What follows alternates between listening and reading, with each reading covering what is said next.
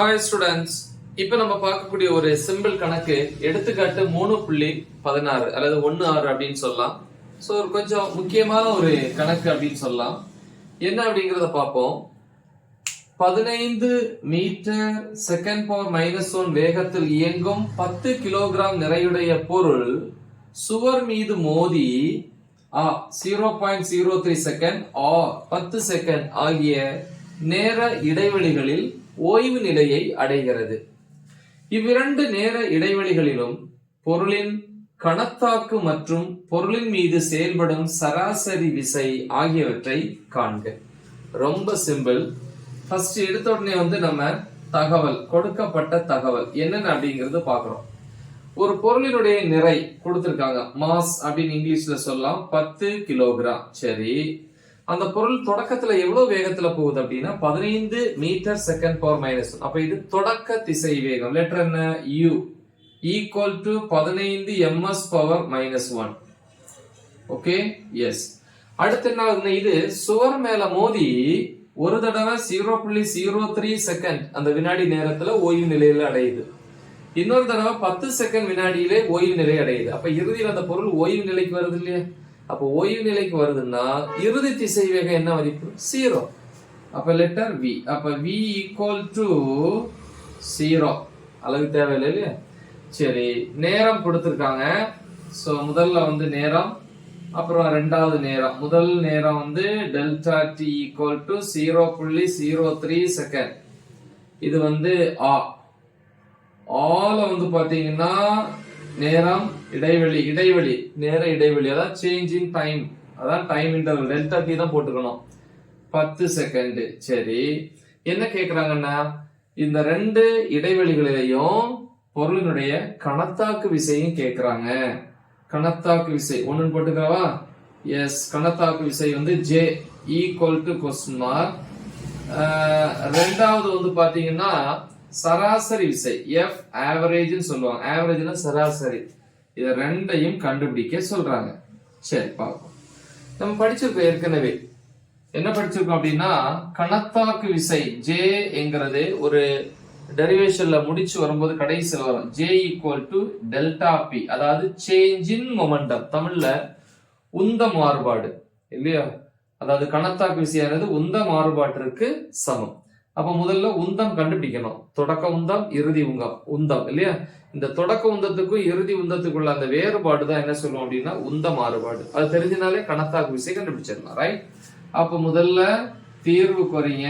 தீர்வுல தொடக்க உந்தம் கண்டுபிடிக்கிறீங்க.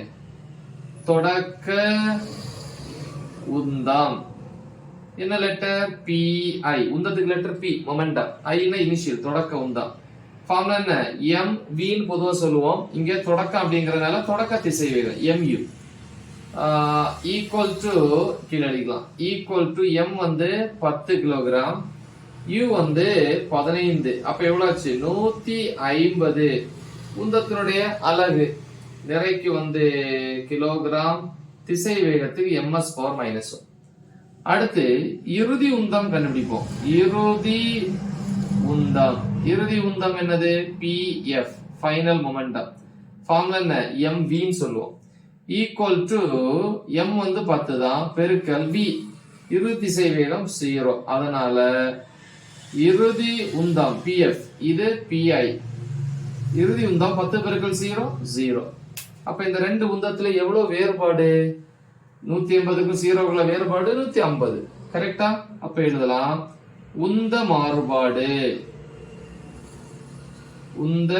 மாறுபாடு டெல்டா P ஈக்குவல் டு 2க்குள்ள வித்தியாசம். அப்ப 150 -0. வேறுபாடுங்கும் போது பிளஸ்ல சொல்லுவோம் இல்லையா? கழித்தல் வேற, வேறுபாடு வேற. வேறுபாடுங்கும் போது பெரிய நம்பருக்கும் சின்ன நம்பருக்குள்ள வித்தியாசம் அப்படி எடுத்துக்கலாம். மொத்தத்துல எவ்வளவு வேறுபாடு? 2க்கும் 150. அப்ப 150 அலகு என்ன? kg ms power -1. இந்த உந்த மாறுபாடு எதுக்கு சமம்?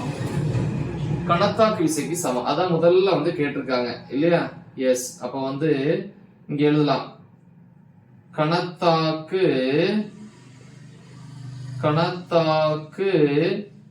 விசை. முதல் நேர்வுல ஆன் எடுத்துக்கலாமா? இல்ல, கணத்தாக்கு விசை J ஈக்குவல் டு J நாலும் டெல்டா P நாலும் ஒண்ணு தானே. டெல்டா பி என்னது 150 ms பவர் -1. கரெக்டா? எஸ்.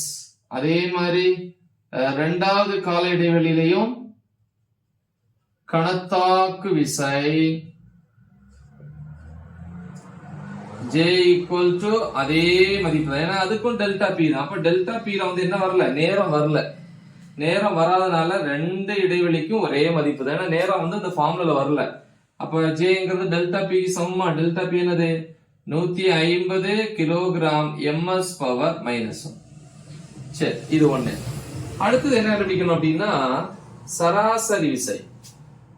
அடுத்தது அப்ப ஆங்கிறதுல நேரம் கொடுத்திருக்காங்க. டெல்டா டி சமம் 0.03 செகண்ட். என்ன கேக்குறாங்க?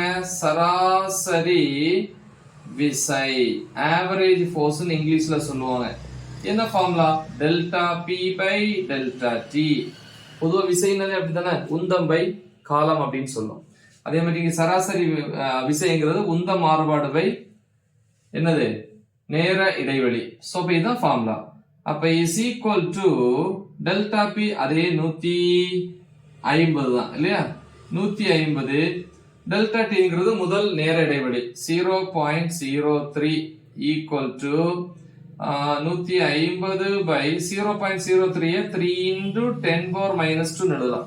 ஏன்னா பவர்ல மைனஸ் வந்தா ரெண்டு தடவை பாயிண்ட் இந்த பக்கம் மூவ் பண்ணும்போது திருப்பி இது கிடைக்கும்.